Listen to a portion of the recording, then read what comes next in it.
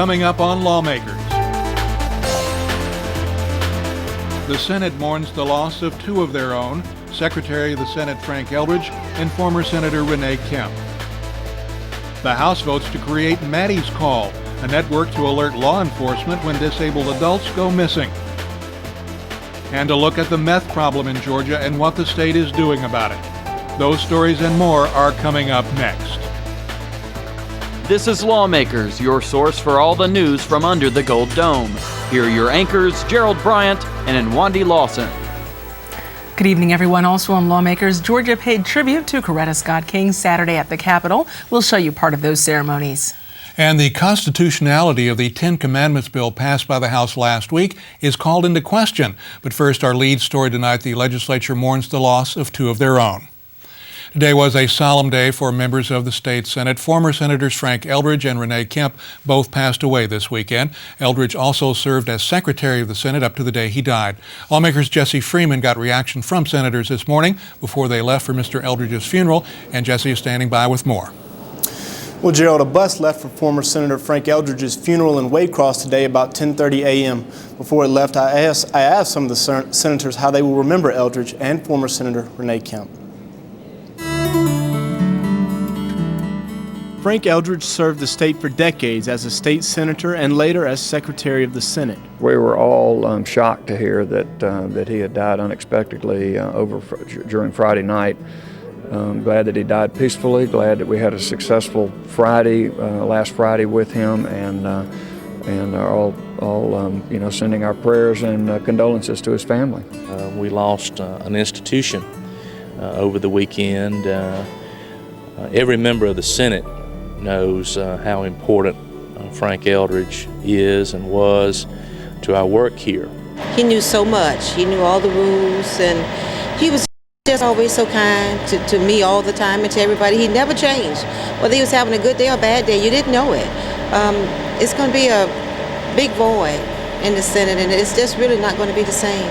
Well, Frank Eldridge was like a father figure to a lot of the senators, and especially the new ones as they came in. He told me many things to expect, and one thing he told me was that the friends that you make in the state Senate would be friends for life, and he was right. Well, Frank was just wonderful. He made every senator feel like that they were the most important person in the world, and whatever they needed, he was there.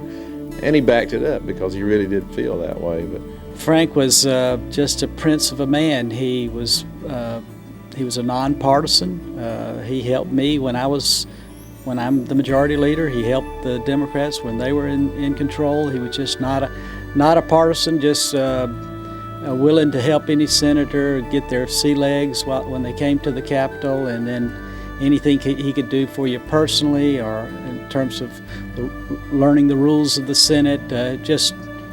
He was just perfect for the job he had. Frank had, of course, been around the state government for years and years and years, and he knew all the characters and could tell you stories about how the power in the state shifted. Former state senator Renee Kemp also passed this weekend. Kemp was a former Judiciary Committee chairman and a tireless advocate for mental health issues. Renee was in some ways like Frank. He was just a guy that everybody liked, and it didn't matter what kind of fights you had on the floor about legislation. He walked out and he was still your best buddy. Renee was my seatmate when he was serving in the Senate, and he kept me laughing all the time. He was just a good sport. And when he got sick, he says, "Girl, I'm so sad." And I'm going to miss Renee. I've kept up with him since he was out of the Senate, and it's just sad. Renee Kemp was a true statesman as well as Frank Eldridge, and both of them served well in this body.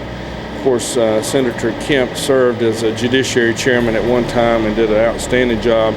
And when the Democrats were in charge or in power and he was a chairman, he was very kind to the other side or to the other side of the aisle, and I experienced that with him. Senator Kemp was a personal friend of mine, a person that was really an inspiration to me because of the passion that he had for people.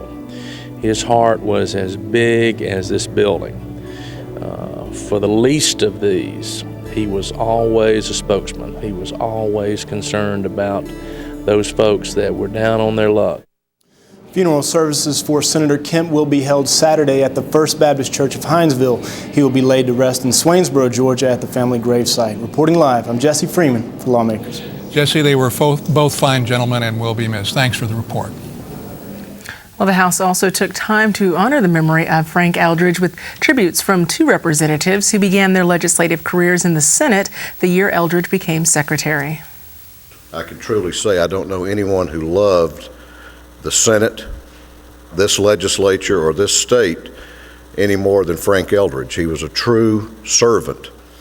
He enjoyed serving those who served others, and he did such a wonderful, wonderful job. The most important lesson might be is it matters how you treat people. And Frank Eldridge was one of those gentlemen in the truest sense of the word, that no matter how complicated the issue might be, no matter how trivial the issue might be, no matter how much heat there was on the issue or how much kindness and goodness there was to the issue, he treated everyone with equality and love and kindness. He carried out that part of the scripture that says you must do justice, you must love kindness, and you must walk humbly. Funeral services for Mrs. Coretta Scott King will be tomorrow at the New Birth Missionary Baptist Church in Lithonia. Saturday, Mrs. King's body lay in state at the Capitol Rotunda. Family members joined thousands of mourners as they paid their respects.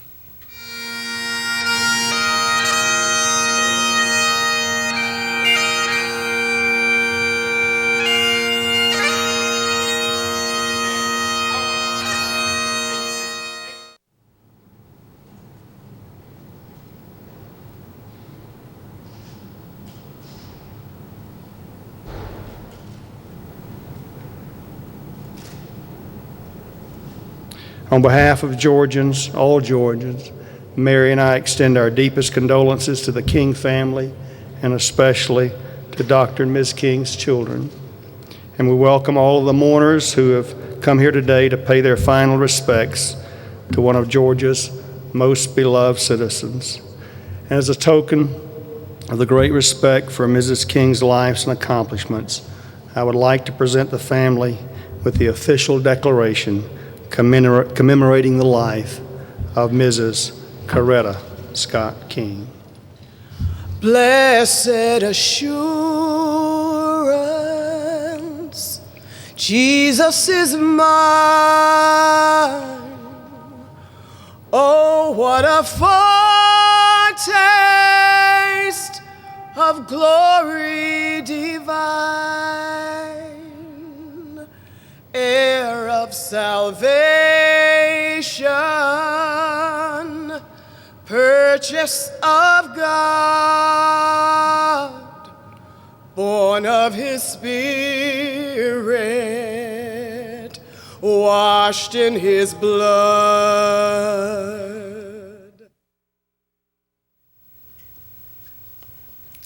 Mrs. King will lie in honor for public viewing until midnight tonight at Ebenezer Baptist Church in Atlanta, where Dr. Martin Luther King Jr. was pastor. Well, in other news, the House today approved an alert system for disabled adults who may wander away from their caregivers. House Bill 728, the Maddie's Call law, was inspired by the case of Maddie Moore, an elderly Alzheimer's patient who wandered away from her Atlanta home and was later found dead. Bill sponsor Representative Bobby Franklin explained how the alert system could have saved her life. In our state, it normally takes between 24 and 48 hours to energize law enforcement when an adult goes missing. 24 hours can be the difference between life and death for someone with a mental impairment. And what we're hoping to accomplish with House Bill 728, the Maddie's Call Act, is to enable us to put in place a system where law enforcement can get right on it and start looking for these disabled adults. Representative Sheila Jones says that since 1994, when the city of Atlanta passed a similar measure, 11 calls have resulted in the return of disabled adults to their caregivers. Cities have the option, House bill passed by a vote of 147 to 3, and it now goes to the Senate. Well, in other news, I think we're going to move on to the constitutional law. A constitutional law expert who helped to craft the legislation allowing for the posting of the 10 Commandments is advising that that bill is now unconstitutional. Last Wednesday, the House passed House Bill 941, allowing public posting of the 10 Commandments and other historical documents, and requiring that court challenges to the law be defended by the state attorney general.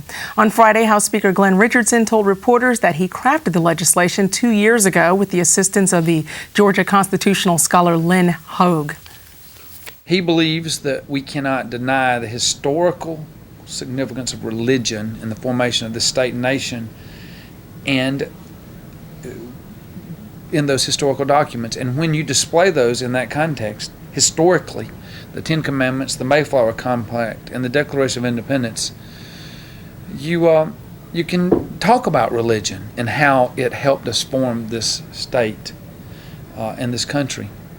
And he believes it withstands constitutional muster. Today, Speaker Richardson received a letter from Professor Hogue indicating a change in his position. Quote, "I want to advise you that my legal opinion on the constitutionality of the proposed Georgia legislation on the posting of the 10 Commandments has changed, and that I do not believe that the legislation is constitutional in view of the 2 rulings by the federal Supreme Court in 10 Commandments cases in the summer of 2005.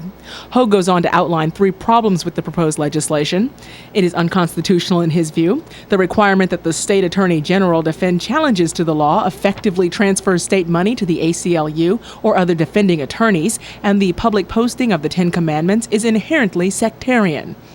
Not all constitutional experts agree with Professor Hogue's assessment. Dan Coonan from the University of Georgia believes that the recent appointment of 2 conservative justices could swing future Supreme Court rulings to favor the posting of the 10 Commandments. House Bill 941 is currently going through the Senate committee process. Governor Sonny Perdue has placed 2 items in his budget to help deal with Georgia's growing methamphetamine problem. One allocates $1 million towards operating a 14-man GBI meth task force. The other would add about 200 beds for publicly funded treatment. David Zelski joins us live with more on meth issues facing Georgia. David. Well, Gerald, as you know, Georgia Public Broadcasting has been covering Georgia's growing meth problem over the past 2 years. And on Tuesday, February 14th at 9 o'clock, we dedicate 2 hours of programming to better inform Georgians about what is happening and more so what's being done to fight the problem. Here's a quick preview of the documentary called The Georgia Meth Invasion. Georgia is under attack. The paranoia that sets in with methamphetamine is nothing like I've ever seen, and it results in violence that is just unbelievable. If you have a meth lab in your area, you're sitting on a bomb. Rapidly, it has come across in just a few years from California to, downtown Douglas County, Georgia. Drug wars have been going on for years, but a type of the drug methamphetamine known as ice is the latest and most deadly weapon to date. I knew that I was in trouble from the very first time. Nothing mattered to me anymore. I did not care if I lived or died. I started staying from place to place, staying up 9 and 10 days at a time. It is 10 times more powerful than cocaine. The base form of it, real ice, is 10 times more powerful than crack. It's so cheap, it is eventually, give it 10 years from now, and I'm telling you, everybody that's dealing cocaine is gonna be pushed out of the way. It ain't even hit big here. When I said I have ice, I was just like, oh, whoa, I can't do that. I prayed while I was in the shower the whole time, please just let him forget that I even said that. But he didn't forget. Ashley Smith has managed to stay away from methamphetamine ever since her lengthy encounter with accused Fulton County courthouse shooter Brian Nichols, the Atlanta man charged with murdering 4 people on March 11, 2005, a day that captured the nation's attention. And as Ashley explains in her book Unlikely Angel, it changed her entire outlook on life. I think I lost myself. Meth took my daughter away from me. Meth made my family uninvite me to Christmas one year because they didn't want to be around me. I just received a letter from a girl yesterday who said she's worshiping drugs. Her husband was killed the same way my husband was killed. She has 3 kids, and she's a Christian too, and it just takes a hold, you know. You have to be willing to want to change and realize that your life has gotten so bad. Now, Frontline's national special begins at 9 o'clock on February 14th. GPB's Georgia Meth Invasion follows from 10 to 11 o'clock. A live hotline will be available all 2 hours for viewers to call with questions or concerns. Reporting live, I'm David Zelski for Lawmakers. Thanks for that report, David. Well, the House today decided that a proposal to increase municipal fines for the first time in 30 years needs more study before coming to a vote. Representative Edward Lindsay explained that the increase from $1,000 to $2,500 would be a greater deterrent to those who violate business ordinances. But many, including Representative Dan Lackley, wondered why this couldn't be a local decision. One of the problems that a lot of local governments are having to address in dealing with trying to regulate industries is that with a maximum fine of only $1,000, a lot of times the cities are only given 2 options. One is to impose either the maximum fine, which will be a slap on the business's wrist, or imposing a death penalty and in effect revoking the license that these businesses are operating under. So this gives those cities greater flexibility, that's all. We have jails that are overflowing from folks that can't make bail. And when they do make bail, they're paying exorbitant fees and high bail. And now we come down here and we're going to go from $1,000 to $2,500 and it's going to sail right on through. I can't sit there in good conscience. I can't sit in my seat and see something like that happen.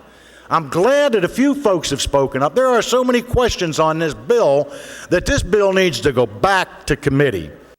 The House decided to send House Bill 719 back to committee. The House also decided to clear up a conflict in how hospital records are obtained in civil suits. Representative Barry Fleming explained House Bill 912. What I did is I asked the Georgia Hospital Association and also the Georgia Trial Lawyers Association to get together and see if they could come to a compromise to work on this solution so that it would be a uniform way to obtain hospital records, which was reasonable and cost effective. They did that and came together on an agreement, and that's the bill that you have in front of you today. Basically, we're going to take the law back to the way it was prior to the court case that changed it, and say that now not only do you have 10 days, but you have 20 days if you're a patient and wouldn't like for your hospital records, or you have an objection to the release of your hospital records after notification of you and or your attorney. House Bill 912 passed without dissent and moves to the Senate. In other House news, members of the Legislative Women's Caucus today introduced a resolution to memorialize Coretta Scott King. We are asking that you support us on naming April 27th as on her birthday and recognizing her each year for her birthday. We are also in this bill asking that Mrs. King's portrait be allowed to hang in the Capitol next to her husband, Dr. Martin Luther King Jr. Well, for those of you with access to the internet, you can watch Lawmakers online. Visit our website at gpb.org for more information. Click on Watch Online, then follow the instructions for watching live or looking at past Lawmakers programs in our archives. That website address again is gpb.org. Just another way we keep you apprised of what's going on here at the General Assembly. And we'd like to recommend another website that's a valuable resource for information about the Georgia General Assembly. Go to www.legis.state.ga.us. That's a website that's a great research tool we at Lawmakers use on a regular basis. Well, last week was another busy week in the Georgia General Assembly. The House passed the 2006 supplemental budget, and Governor Perdue's Hope Chest amendment stalled in the Senate and the House. Lawmakers' David Zelski gives us a look at what happened last week in the Georgia General Assembly. Before any bills were taken up last week, Georgians mourned the loss of Coretta Scott King, widow of civil rights leader Dr. Martin Luther King Jr. We're also proud that a son of this soil led a nonviolent revolution that brought justice, dignity, and greater integrity to our democracy. This morning, as I come to you, colleagues, I just want to say that this is a woman who certainly, in her own right, will be placed on the same mantle with her husband in terms of her global impact. For decades, she proudly bore the torch of husband's legacy.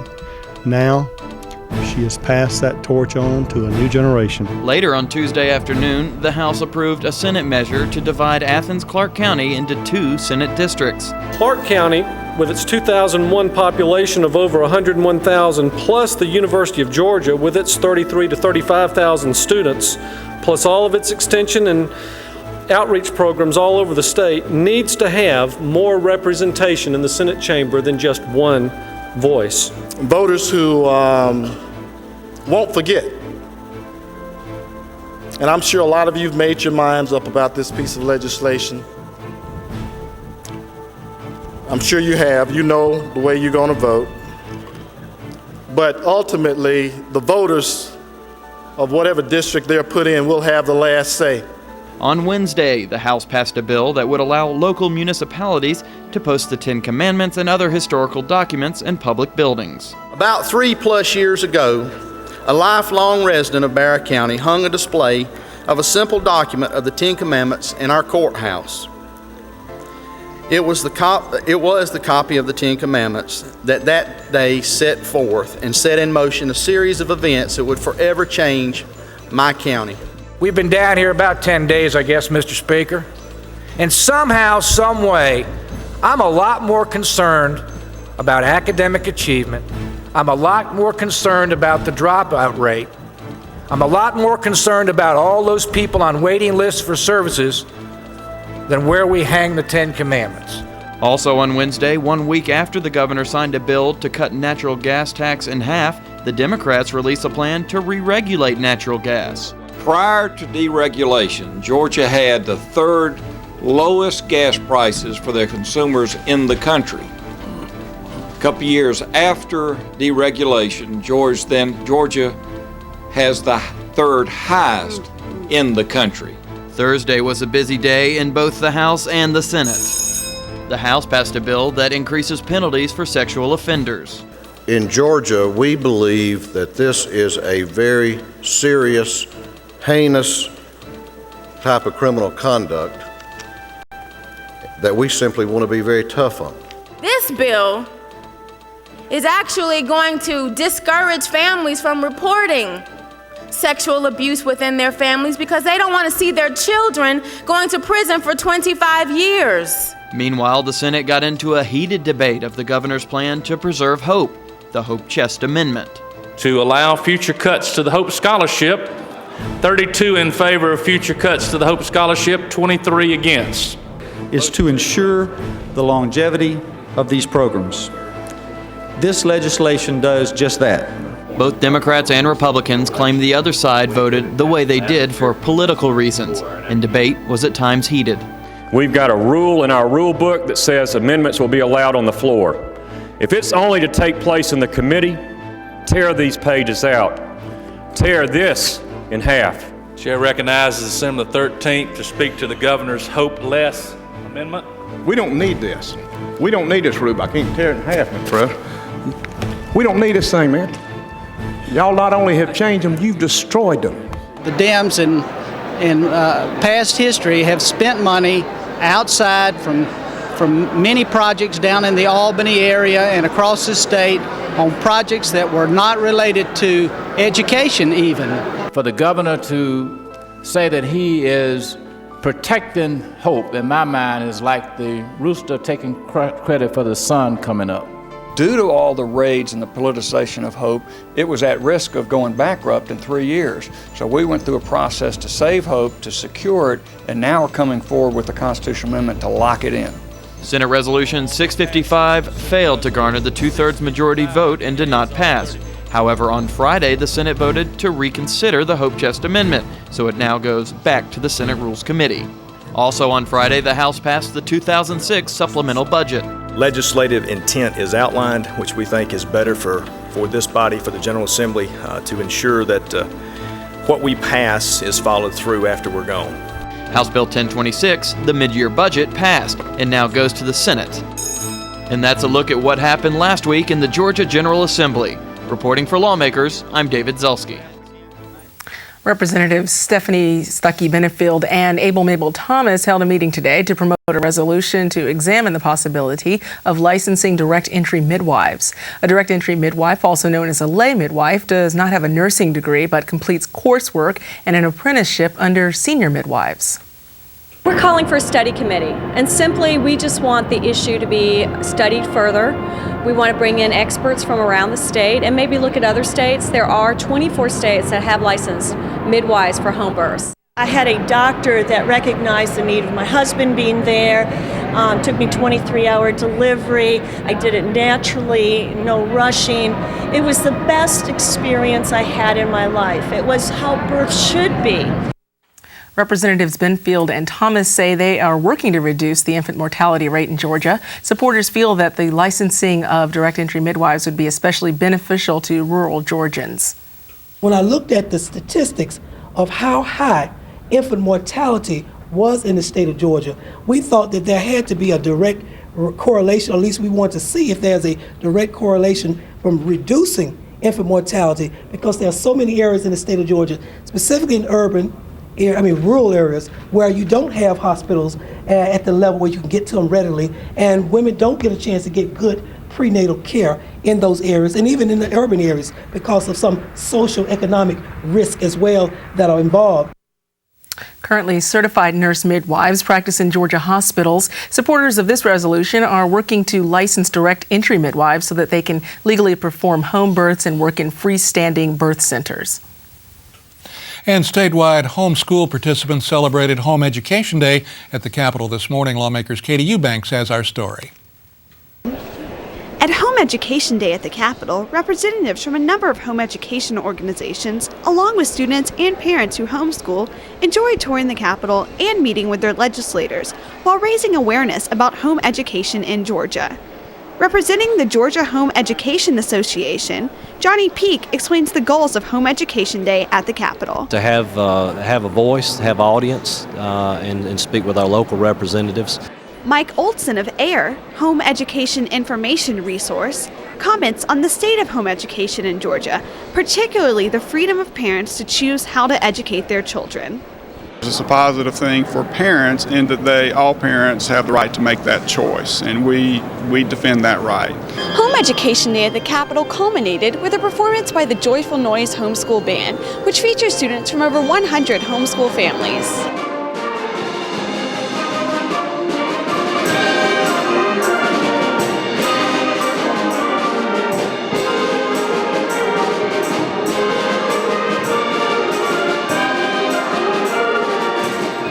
Organizers say that they plan on making Home Education Day at the Capitol an annual event to ensure that home educators' voices are heard. Reporting for Lawmakers, I'm Katie Eubanks. Lawmakers will not be seen tomorrow night because the Georgia General Assembly will be in recess. Coming up Wednesday, the House and Senate will convene in a special joint session to hear an address from Major General William G. Webster, Jr., the commanding general of the 3rd Infantry Division in Iraq. We'll have highlights of that message and all the latest from under the Gold Dome Wednesday night at 7. If you missed any part of this Lawmakers broadcast, tune in tomorrow morning when Lawmakers repeats at 5:30 a.m. Now stay tuned for Tavis Smiley's conversation with Coretta Scott King. That's coming up next here on GPB. That's our broadcast for this, the 14th legislative day of the Georgia General Assembly. I'm Gerald Bryant. And I'm Nwandi Lawson. Thanks so much for joining us. Have a good evening.